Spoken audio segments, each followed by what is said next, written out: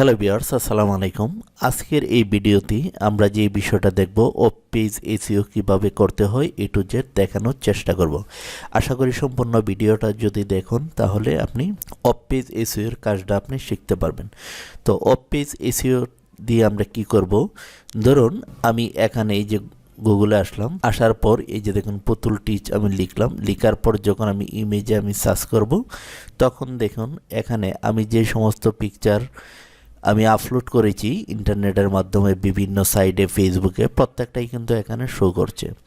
তো আপনি যদি অফ পেজ এসইওটা সুন্দরভাবে যদি আপনি করতে পারেন তাহলে আপনি যে কোনো পিকচার, আপনার পার্সোনাল পিকচার বা কোনো একটি পিকচার, আপনি নির্দিষ্ট যে কোনো একটি পিকচারকে আপনি যখন ফেসবুকে, ইউটিউবে অথবা আপনার ওয়েবসাইটে অথবা বিভিন্ন সোশ্যাল মিডিয়াতে যখন আপনি আপলোড করবেন, সঙ্গে সঙ্গে আপনার নাম লিখে যখন এটা অফ পেজ এসইওটা করবেন তখন দেখা যাবে যে আপনি গুগলে সার্চ করলে সঙ্গে সঙ্গে এরকমভাবে দেখাবে। তো আপনারা হয়তো এখানে অনেকগুলো দেখতে পাচ্ছেন ভিউয়ার্স। তো এখানে দেখুন আমি যে সমস্ত ভিডিও আপলোড করেছি এই ভিডিওর যে ছবিটা সেটা কিন্তু এখানে চলে আসছে। এখানে দেখুন এই যে আমার যেই ফেসবুকে আপনারা ভিডিওটা দেখছেন, ফেসবুকের যে আমি যে কভার পিকচারটা যে আমি সেট করেছি এটা আমি এসইও করেছি। এই যে দেখুন এই পিকচারটা যখন গুগলে সার্চ দিচ্ছি তখন কিন্তু অটোমেটিকে চলে আসছে। ইভেন আপনি এখানে আরেকটি বিষয় আমি যদি আপনাদেরকে দেখাই, এখানে দেখুন এই যে পেজের যে নামটা সব কিছু কিন্তু এখানে গুগলে চলে আসছে। তো এই কাজটা কিভাবে করা যায় আজকে সম্পূর্ণ ভিডিওতে আমি এই বিষয়টা দেখাবো। তো অফ পেজ এসইওটা হচ্ছে, আগে বলি এসইও কি। এসইও অর্থ হচ্ছে সার্চ ইঞ্জিন অপটিমাইজেশন। কোনো আমরা যেরকম গুগল একটি সার্চ ইঞ্জিন, এটার সঙ্গে একটা কানেকশন তৈরি হয়ে যায়। তো আপনি গুগলে যখন আপনি যেই নামটা দিয়ে এসইওটা করবেন, ধরুন আপনি আপনার নাম দিয়ে যখন গুগলে সার্চ করবেন, এখন আপনি পরীক্ষা করে দেখতে পারেন আপনার ছবি সহজে আসবে না। কিন্তু যখন আপনি অফ পেজ এসইও বা এসইও করবেন তখন কিন্তু গুগলে সার্চ দেওয়ার সঙ্গে সঙ্গে আপনার ছবিটা পেয়ে যাবেন। তো অফ পেজ এসইওটা করতে হলে প্রথমেই আমি এখান থেকেই আমি একটা টেক্সট ডকুমেন্ট ওপেন করব। এই যে দেখুন, তো এটা ওপেন করার পর আমি এখানে যে নামটা দিয়ে আমি গুগলে বা যে কোথাও আমি সার্চ করব, সার্চ করলে যাতে শো করে সেই নামটা আগে এখানে লিখে দিবেন। তো আমি এই যে পিকচারটা, এই পিকচারটা যাতে গুগলে সার্চ দিলে আসে, তো তার জন্য এই পিকচারের আমি নামটা লিখে দেব যে নামে সার্চ দিলে পাবে। এখানে লিখলাম রাফিউ সিয়াম, এটা লিখে দিলাম।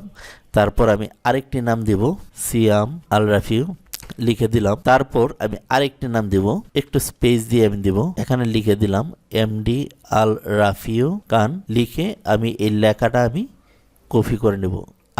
আমি এখানে দেখুন কয়টা কিওয়ার্ড ব্যবহার করছি, 1 2 3টি। আপনি 3টি অথবা 4টি আপনি দেওয়ার চেষ্টা করবেন। তো আমি এখানে 3টি দিলাম, আমি 4টি দিতে পারি। এই যে দেখুন আমি 4টি দিলাম, আরেকটা দিলাম সিয়াম। এটা লিখে আমি কপি করে নিব। কপি করে নিয়ে আমি এই যে পিকচারটার উপরে আমি ক্লিক করব। ক্লিক করার সঙ্গে সঙ্গে এই যে প্রপার্টি এখানে চলে আসব। আসার পর এখানে ডিটেলস, এই ডিটেলসের মাঝে আমি ক্লিক করব। তারপর এই যে টাইটেল, এখানে ইচ্ছা করলে আমি তো এখান থেকে এই যে এটা লিখে টেক্সট ডকুমেন্ট লিখে আমি নিয়ে এসেছি। আপনি ইচ্ছা করলে এখানে আপনি নামটা লিখেও দিতে পারেন, 3টি নাম। তো সবচাইতে অন্য জায়গা থেকে লিখে নিয়ে আসলেই সবচাইতে বেটার হয়। আমি এখানে এনে পেস্ট করে দেব, টাইটেলের জায়গায় এটা পেস্ট করব এবং সাবজেক্টের জায়গাতেও আমি পেস্ট করব।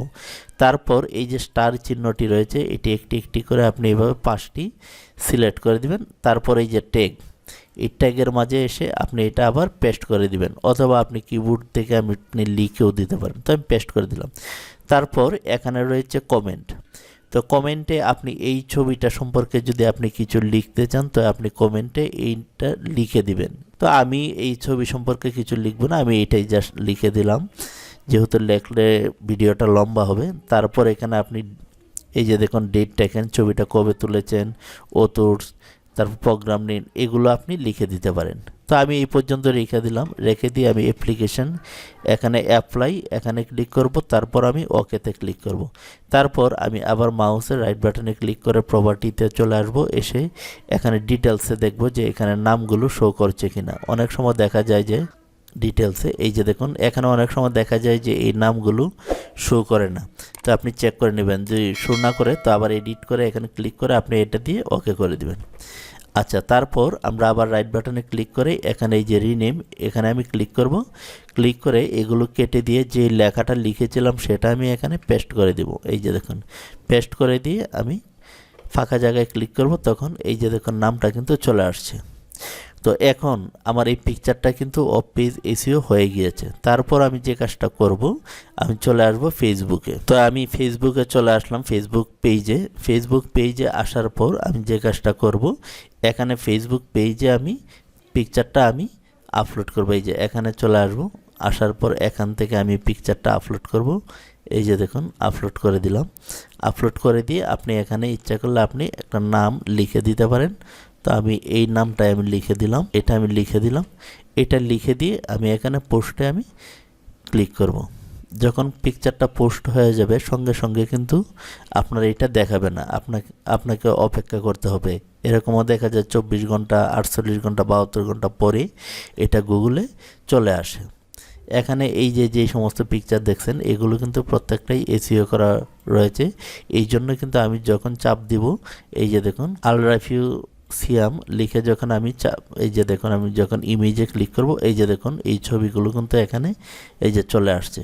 এই যে দেখুন এই ফেসবুক পেজের ছবিগুলো এখানে এই যে চলে আসছে। এই যে পিকচারটা দেখুন, এই পিকচার এখানে এই যে দেখুন প্রত্যেকটা পিকচারের কিন্তু এখানে চলে আসছে, কারণ এগুলো এসইও করা।